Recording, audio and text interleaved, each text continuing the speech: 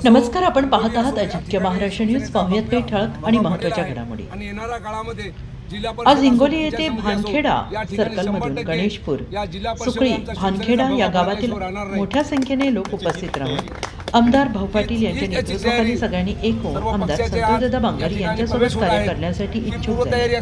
शिवसेना शिंदे गटामध्ये जाहीर प्रवेश केला. अजिंक्य महाराष्ट्र न्यूज सोबत हिंगोली प्रतिनिधी श्रीकांत. आज या ठिकाणी भानखेडा सर्कल, तालुका शेनगाव येथील भाजप कार्यकर्ते, शिवसेना उद्धव गटाचे कार्यकर्ते आणि त्याचप्रमाणे काँग्रेसच्या कार्यकर्त्यांनी या ठिकाणी एकनाथ शिंदे यांच्या शिवसेनेमध्ये या ठिकाणी प्रवेश केलेला आहे.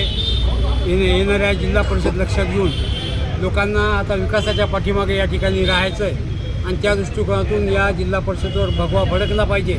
ज्याप्रमाणे नगर परिषदेवर या ठिकाणी भगवा फडकला त्याप्रमाणे जिल्हा परिषदसुद्धा फडकला पाहिजे ही लोकांची इच्छा आहे. आणि त्या दृष्टिकोनातून सर्व ते तरुण असो मोठे माणसं असो यांनी सगळ्यांनी शिंदे गटावर या ठिकाणी विश्वास ठेवून या ठिकाणी शिवसेनेमध्ये प्रवेश केलेला आहे. या ठिकाणी आमदार संतोषराव बांगर त्यात मी काँग्रेसचा असल्यामुळं काँग्रेसच्या लोकांनीसुद्धा या ठिकाणी प्रवेश केलेला आहे. हो, मोठ्या प्रमाणावर पक्षप्रवेश झालेला आहे. जिल्हा परिषदचे काय संकेत सांगत चालले आहे पक्षप्रवेशातून? आगे आगे देखो क्या होता है. 100% एक हाती सत्ता शिवसेना शिंदे गटाची आल्याशिवाय राहणार.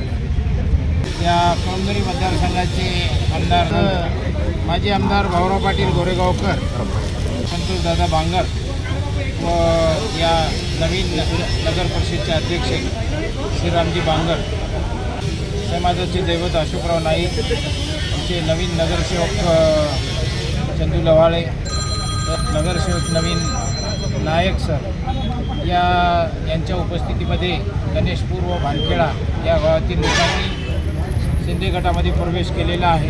कळमनुरी व हिंगोली जशी शिंदे गटांच्या शिवसेनेच्या ताब्यात येईल असे हे संकेत मिळालेले आहेत व शिवसेनेचे खासदार या मतदारसंघात व जिल्हा परिषद शिवसेनेच्या ताब्यात येईल असे भविष्यकाळामध्ये या पब्लिकच्या माध्यमातून दिसत आहे आणि त्याप्रमाणे वाटचाल चालू आहे.